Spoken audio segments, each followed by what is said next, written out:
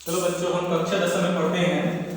इसमें आपको बता दिया गया था प्रश्नावली 2 में जांच करना है कि वो समीकरण के मूल है अथवा नहीं। इसके बाद द्विघात समीकरण के मूल ज्ञात करना, फिर कर्ण द्वि समीकरण के मूल है या नहीं।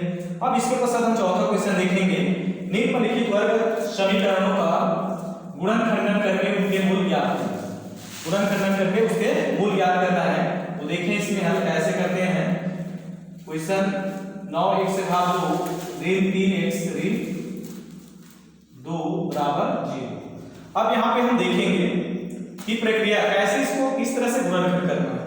तो यहाँ पे देखें ये समीकरण के स्वरूप क्या है, ax का वर्ग धन bx धन c के मानक स्वरूप में है।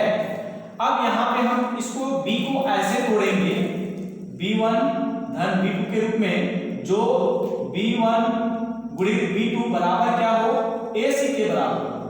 तो इस तरह से यहाँ पे हम तोड़ेंगे। तो यहाँ पे क्या है, b के स्थान पे क्या है ऋण 3 और ac के स्थान पे क्या है, b के स्थान पे ऋण 3 है और ac के स्थान पे क्या हो जाएगा 2 नियम 18 ऋण 18।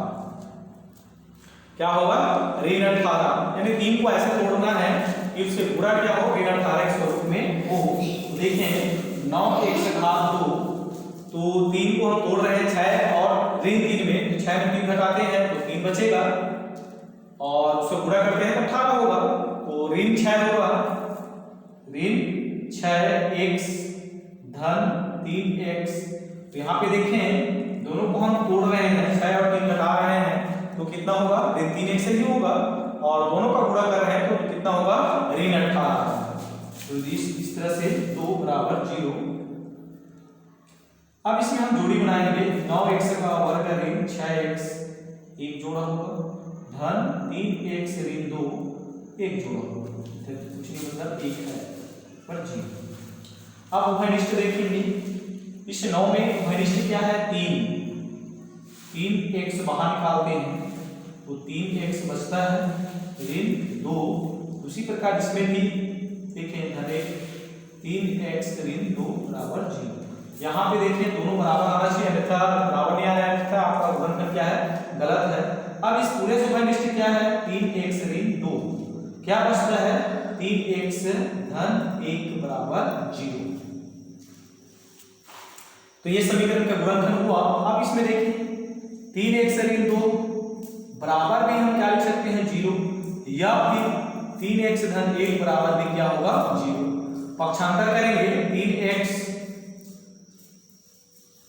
बराबर 2, पक्षांतर देखना है तो पक्षांतर ये हो जाएगा, या x बराबर क्या होगा 2/3, या फिर इसका हम पक्षांतर देखें 3x पक्षांतर धन है तो क्या होगा ऋण 1, या फिर x बराबर क्या हो जाएगा ऋण 1/3।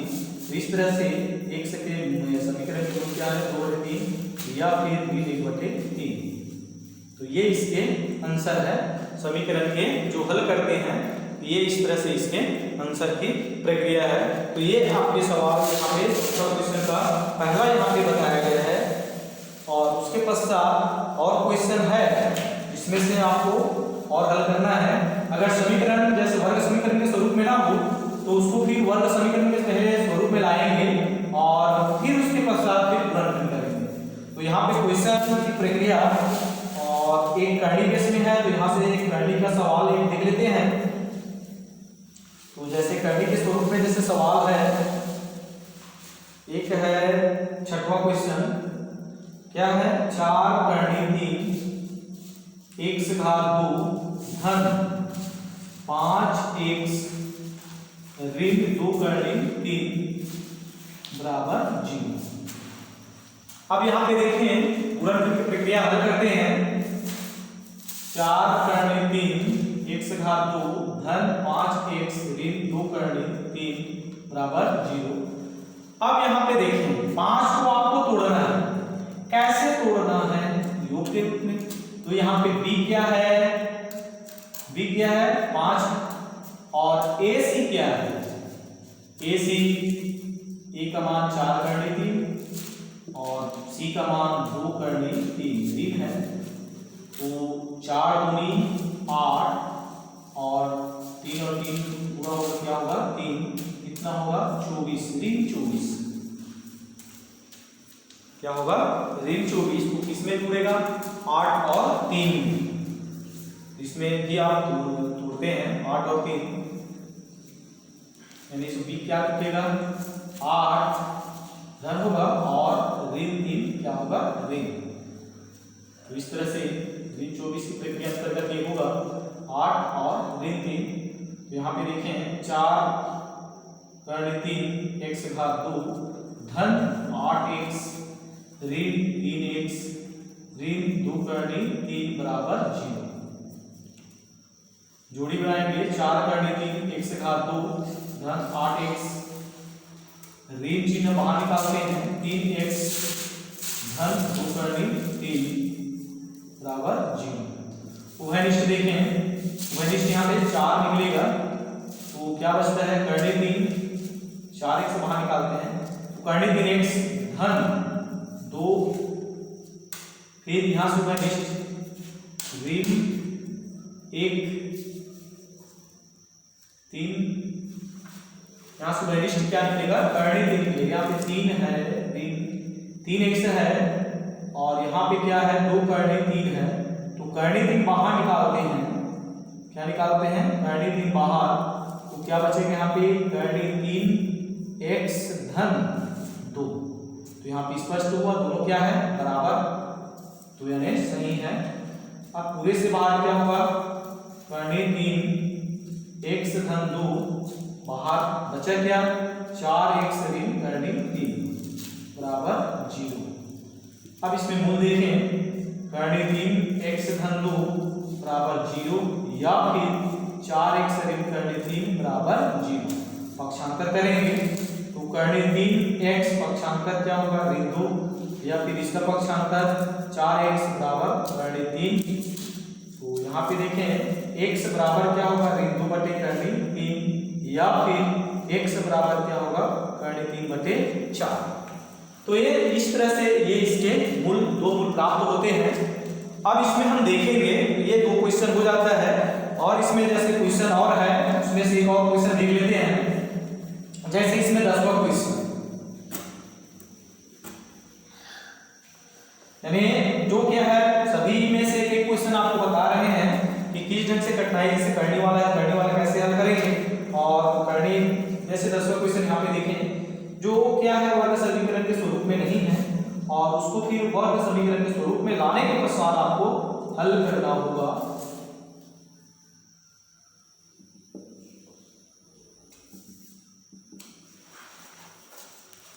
हल करते हैं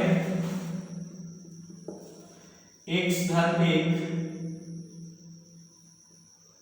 गुणा क्या होगा x धन 1 ये गुणा कर रहे हैं ऋण 1 से ऋण 1 का गुणा 1 से ऋण 1 से बटे 1 से ऋण 1 और क्या होगा x धन 1 बराबर 5 बटे 6। देखें दो सूत्र है x धन 1 पूरे घात होगा x घात 2 धन 2x धन 1। जैसे x धन 1 x धन 1 x धन 1 x धन 1 यानी क्या हो जाएगा x धन 1 घात 2 बराबर x घात 2 धन 2x धन 1। इसी प्रकार ये है ऋण, देखें ऋण है तो 1 से ऋण 1 का वर्ग है 1 का वर्ग ऋण 2x धन 1 बटा x का वर्ग ऋण 1 का वर्ग बराबर 5 बटा 6।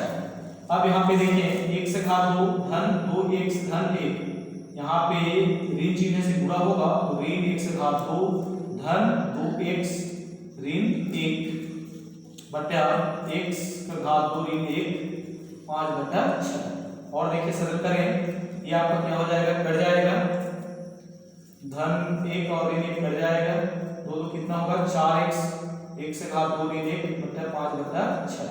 फिर ये पूरा करते हैं 6 चौक क्या हो जाएगा 24x बराबर 5x घात 2 ऋण क्या होगा 5। 24x ऋण 5 में 6 चौक 24x हुआ और इसका गुणा करते हैं 5x घात 2 और ऋण 5 एक ही लाते हैं तो 5x घात 2 ऋण 24x और ऋण 5 बराबर 0। अब इस तरह से इसका वर्ग समीकरण के स्वरूप में आया और इसमें हम हल करते हैं तो 5 1 25 होगा 5 n 25, तो ये आपको कितना हो जाएगा 25 ऋण 25 x ऋण 1x धन 1x, तो ऋण 24 होगा और 25 से कम 25, तो क्लियर सही होता है। और फिर इसमें हम देखें जोड़ी बनाते हैं 5x घात 2 ऋण 25x फिर धन x ऋण 5 बराबर 0। देखें आगे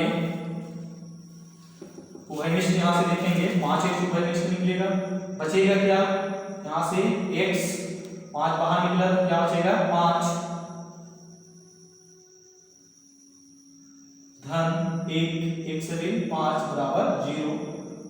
5 x ऋण 5 इस दोनों से उभयनिष्ठ होगा, बचेगा क्या 5x धन 1 बराबर 0। फिर देखें x ऋण 5 बराबर 0 या फिर 5x धन 1 बराबर 0 या x बराबर 5 या फिर x बराबर पक्षांतर होगा ऋण 1/5 ऋण 1/5। तो इस तरह से समीकरण का रूप आता है x का मान क्या होता है 5 या फिर ऋण 1/5, तो ये इसके आंसर है। तो इस तरह से ये आपकी प्रश्नावली का दो क्लियर होता है और इसमें से चौथा क्वेश्चन लगभग 3 या 4 क्वेश्चन आपको बताया गया है जिसमें और आप देखेंगे और इसके पश्चात फिर इसका प्रयोगात्मक देखेंगे अगला दिन। इस तरह से आपका ये आज ये वीडियो यहाँ पे समाप्त करते हैं। आगे फिर अगला प्रश्नावली के संबंध में फिर कल आपको बताया जाएगा। धन्यवाद।